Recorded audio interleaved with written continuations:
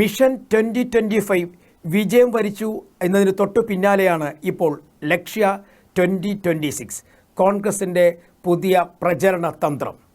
കഴിഞ്ഞ ദിവസം വയനാട്ടിൽ കോൺഗ്രസിൻ്റെ ഒട്ടുമിക്ക നേതാക്കന്മാരും പങ്കെടുത്തു.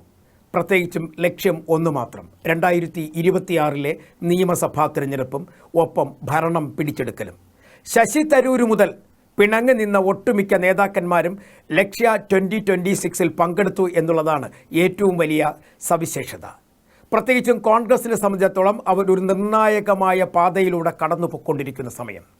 പ്രത്യേകിച്ചും എടുത്തു പറയേണ്ട ഒരു പ്രധാനപ്പെട്ട കാര്യം, ഈ 2 പ്രാവശ്യമായി ഭരണം നഷ്ടപ്പെട്ടിരിക്കുന്ന കോൺഗ്രസിനെ സംബന്ധിച്ചിടത്തോളം ഇനി അവർക്ക് പിടിച്ചു നിൽക്കണം എന്നുണ്ടെങ്കിൽ സംസ്ഥാനത്ത് ഭരണം വേണം. അതിന് ഏത് അടവും പയറ്റും. അതിൻ്റെ ഭാഗമായിട്ടായിരുന്നു ഏതൊക്കെ തന്ത്രങ്ങൾ ഇനി മുന്നോട്ട് നീക്കണം എന്നുള്ളതിൻ്റെ ഭാഗമായിട്ട് കൂടിയായിരുന്നു ഈ വയനാട്ടിലെ ഒത്തുചേരൽ.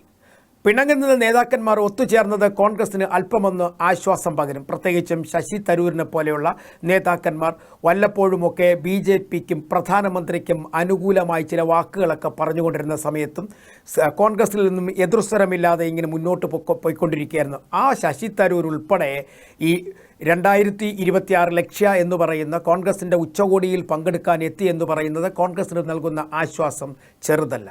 പക്ഷേ ഇനി സ്ഥാനാർത്ഥി നിർണയത്തിലേക്കാണ്. 2026 ഏപ്രിൽ മാസത്തിൽ അല്ലെങ്കിൽ മെയ് മാസത്തോടുകൂടി നടക്കാൻ പോകുന്ന തെരഞ്ഞെടുപ്പിൽ കേരളത്തിലെ നിയമസഭാ മണ്ഡലങ്ങളിൽ നിന്നും ആരൊക്കെ മത്സരിക്കണമെന്നുള്ള കാര്യത്തിൽ അന്തിമ തീരുമാനമെടുക്കുന്നതിന് വേണ്ടിയുള്ള ദിവസങ്ങൾ എണ്ണപ്പെട്ട് കഴിഞ്ഞിരിക്കുന്നു. ജനുവരി അവസാന വാരത്തോടുകൂടി തന്നെ ഏകദേശം ധാരണയാകും എന്നാണ് കോൺഗ്രസ് നേതാക്കന്മാർ പറയുന്നതെങ്കിലും അതിലും ഇടയിൽ ചില ചർച്ചകൾ വേണ്ടിവരും. വേറൊന്നുമല്ല, ചില സ്ഥാനാർത്ഥി മോഹികൾ ഇപ്പോഴുമുണ്ട്. പാർലമെൻറ്റിൽ ആണ് എങ്കിൽ പോലും അവർക്കൊന്ന് സംസ്ഥാനത്ത് മത്സരിച്ചാൽ കൊള്ളാമെന്ന മോഹമുണ്ട്. മാത്രവുമല്ല, ഒന്ന് മന്ത്രിയായാൽ നന്ന് എന്നുള്ള ഒരു ആഗ്രഹം കൂടി. അങ്ങനെ അവരും പുറത്തുനിന്നും പറയുന്നില്ല എങ്കിലും ആഗ്രഹം ഉള്ളിലൊതുക്കി മുന്നോട്ട് അവരും പോകുന്നുണ്ട്. എന്തായാലും അതൊക്കെ എത്ര കണ്ട് വിജയപ്രദമാകും എന്നുള്ളത് തീരുമാനിക്കേണ്ടത് AICC ആണ്, ഹൈക്കമാൻഡാണ്, നേതാക്കന്മാരാണ്. പക്ഷേ അവരുടെ മോഹങ്ങൾ എത്ര കണ്ട് പുഷ്പിക്കും എന്നുള്ളതൊക്കെ പിന്നീട് മാത്രമേ നമുക്ക് പറയാൻ കഴിയുകയുള്ളൂ. എന്തായാലും ജനുവരിയുടെ അവസാന വാരത്തിൽ സ്ഥാനാർത്ഥി നിർണയത്തിലേക്ക് കൃത്യമായി കോൺഗ്രസ് എത്തുമെന്ന് തന്നെയാണ് നേതാക്കന്മാർ പറയുന്നത്. അതിനു മുമ്പ് പ്രതിപക്ഷ നേതാവ് ഉൾപ്പെടെയുള്ള കോൺഗ്രസ് നേതാക്കന്മാർ ഗൃഹസമ്പർക്ക പരിപാടികൾ ഉൾപ്പെടെയുള്ള വ്യത്യസ്തമായ പരിപാടികളിലേക്ക് കടക്കുന്നു. പരമാവധി വോട്ടർമാരിലേക്ക് കോൺഗ്രസിൻ്റെ അടുത്ത അല്ലെങ്കിൽ 2026 ഭരണം കിട്ടിയാൽ അടുത്ത 5 വർഷം എന്തൊക്കെയാണ് സംസ്ഥാനത്ത് നടപ്പിലാക്കാൻ ഉദ്ദേശിക്കുന്നതെന്നുള്ള കാര്യങ്ങൾ ജനങ്ങളെ അറിയിക്കുന്നതിന് വേണ്ടി കോൺഗ്രസ് തയ്യാറെടുക്കുന്നു എന്നാണ് നേതാക്കന്മാർ പറയുന്നത്. എങ്കിലും കല്ലുകടിയായി ഈ സ്ഥാനാർത്ഥി മോഹികൾ കടന്നു വരാതിരുന്നാൽ കോൺഗ്രസിന് നല്ലത്. പ്രത്യേകിച്ചും 1-2 MPമാരല്ല, 5-ലധികം MPമാരാണ് കേരളത്തിൽ ഒരവസരം കിട്ടിയാൽ മത്സരിക്കണമെന്നും മത്സരിച്ച് വിജയിച്ചു കഴിഞ്ഞാൽ മന്ത്രിയാകണമെന്നും ആഗ്രഹിക്കുന്നവർ. അവരങ്ങനെ നിൽക്കട്ടെ. എന്തായാലും കോൺഗ്രസ് എടുത്ത ദൗത്യം നല്ലത് തന്നെയാണ്. ഭിന്നിച്ചു നിന്നവരെ ഒന്നിപ്പിച്ചു നിർത്തുവാൻ ലക്ഷ്യ 2026 കഴിഞ്ഞുവെങ്കിൽ അതൊരു നേട്ടം തന്നെയെന്ന് കോൺഗ്രസിന് അഭിമാനിക്കാം. പക്ഷേ സ്ഥാനാർത്ഥി നിർണയത്തിൽ വരുമ്പോൾ ഈ ഒന്നിച്ചു നിൽക്കലും അല്ലെങ്കിൽ ലക്ഷ്യ 2026 പറഞ്ഞ കാര്യങ്ങളുമൊക്കെ യാഥാർത്ഥ്യമായാൽ മതിയായിരുന്നു. പക്ഷേ ഒരു കാര്യം നമുക്ക് എടുത്തു പറയാനുള്ളത്, ഇതുവരെ കോൺഗ്രസിൽ കാണാത്ത തരത്തിലുള്ളൊരു ഐക്യം കാണാൻ കഴിയുന്നു. കാരണം കഴിഞ്ഞ 10 വർഷമായി ഭരണമില്ല. നേതാക്കന്മാർക്ക് ഭരണമില്ലാതെ മുന്നോട്ട് പോകാൻ കഴിയാതെ പോയ ഒരവസ്ഥയിലായിരുന്നു. എന്ത് വില കൊടുത്തും സംസ്ഥാനത്ത് ഭരണം പിടിച്ചേ മതിയാവുള്ളൂ. അല്ലാത്ത പക്ഷം UDF ക്ഷീണിക്കും. അതായത് ഘടകകക്ഷികൾ UDFനെ വിട്ടുപോകും. അവർ നേരത്തെ തന്നെ പറഞ്ഞു കഴിഞ്ഞിരിക്കുന്നു, സൂചനകൾ നൽകി കഴിഞ്ഞിരിക്കുന്നു. പല ഘടകകക്ഷികളും സ്ഥാനാർത്ഥി നിർണയത്തിലേക്ക് കടന്നു കഴിഞ്ഞിരിക്കുന്നെങ്കിൽ തന്നെയും അവർക്കുണ്ടായിരുന്ന സംശയ നിവാരണം കൂടിയായിരുന്നു ലക്ഷ്യ 2026 എന്ന് വേണമെങ്കിൽ നമുക്ക് പറയാൻ കഴിയും.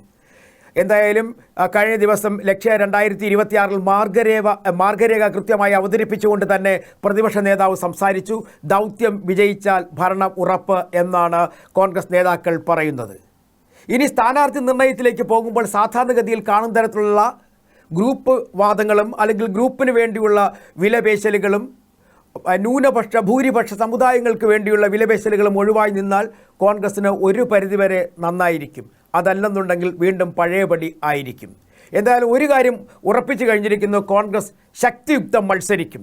മത്സരത്തിൽ കഴിഞ്ഞ തദ്ദേശ ഭരണ സ്ഥാപന തെരഞ്ഞെടുപ്പുകളിൽ കണ്ടതുപോലെയുള്ള ഒരു നീക്കം നിയമസഭയിലും ആവർത്തിക്കാനുള്ള ശ്രമം നടത്തും എന്നുള്ളതിൻ്റെ ഒരു പ്രതിഫലനം കഴിഞ്ഞ ദിവസത്തെ ലക്ഷ്യ 2026 കണ്ടു എന്ന് വേണമെങ്കിൽ പറയാം. പക്ഷേ ഈ മുകളിൽ നിന്നുള്ള ഇടപെടൽ എത്ര കണ്ട് കോൺഗ്രസിൻ്റെ സംസ്ഥാന ഘടകങ്ങളെ ബാധിക്കും എന്നുള്ളതാണ് നമ്മളിനി മനസ്സിലാക്കേണ്ടത്. പ്രത്യേകിച്ചും സുനിൽ കനഗോലു പോലുള്ള വലിയ തെരഞ്ഞെടുപ്പ് തന്ത്രജ്ഞന്മാരുടെ രാഷ്ട്രീയ തന്ത്രങ്ങളൊക്കെ തന്നെ ഇനി വരുന്ന ദിവസങ്ങളിൽ വിശകലനം ചെയ്യപ്പെടും. അത് പ്രാവർത്തികമാക്കാനുള്ള നീക്കങ്ങൾ നടത്തും. എന്തായാലും ടാർഗറ്റ് ഇട്ടു 100 സെഞ്ചുറി, 100 സീറ്റ് പിടിക്കും. അതാണ് കോൺഗ്രസിൻ്റെ ലക്ഷ്യമെന്ന് പറയുന്നു. അത്രയും ഉറപ്പാക്കി കഴിയുന്നു എന്ന് പറയുന്നു.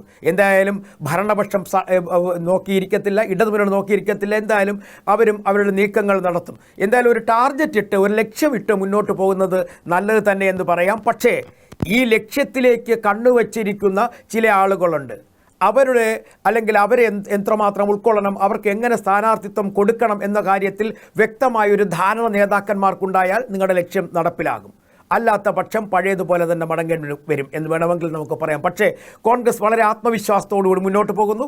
വരും ദിവസങ്ങൾ ജനങ്ങളുടെ അടുത്തേക്ക് വരുമെന്ന് പറയുന്നു. പക്ഷേ ഇവിടെയും അവർക്ക് ഏതെങ്കിലും തരത്തിലെ കല്ലുകടി ഉണ്ടാകാതെ സ്ഥാനാർത്ഥി നിർണയം പൂർത്തിയാക്കി കഴിഞ്ഞാൽ, അല്ലെങ്കിൽ പൂർത്തിയാക്കാൻ കഴിഞ്ഞാൽ ഒരു പരിധിവരെ അവരുടെ മോഹങ്ങൾ ഒരു പക്ഷേ യാഥാർത്ഥ്യമാകും എന്ന് പ്രതീക്ഷിക്കാം. എന്തായാലും കോൺഗ്രസിൽ ഇതുവരെ കാണാത്ത തരത്തിലുള്ള ഒരു ഒത്തുചേരൽ കഴിഞ്ഞ ദിവസങ്ങളിൽ കണ്ടു.